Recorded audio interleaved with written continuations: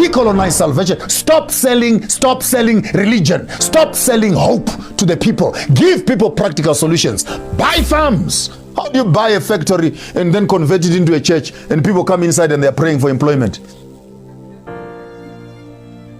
Buy the factory. Create jobs. Then from the money from the factory, you can build a church. That's common sense.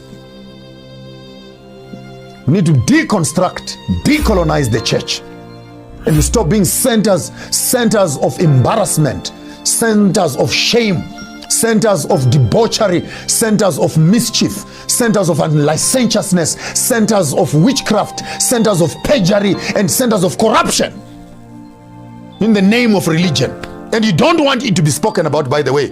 Ministers get very touchy. They get very touchy.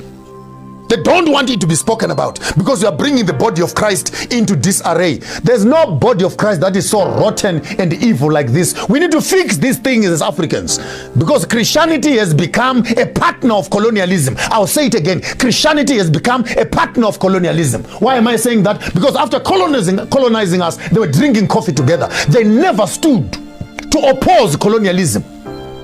They were benefiting from it. All your cities here have churches that are standing. The church right now in Africa owns more land than many businesses because they were in harmony with the government. May we have some land, please? They were given land. May we have some land? They were given land. Did they even condemn that what they were doing was wrong? The church was benefiting. Even now, there are churches that are still benefiting from colonialism. I'm not ashamed to say this. Even the church that I come from, my own church, is still running on the lines of segregation. Whites worship alone, blacks worship alone. We cannot even unite because of racism. The racism, is it biblical? No, it's not biblical. But the church will not stop it because it is founded on the principles of racism and segregation. And now all of a sudden, some other white man from Europe wants to come and run a seminar in Britain of how we must manage racism. How can a racist come and teach us how not to become racist? How can a colonizer come and tell us how to decolonize ourselves?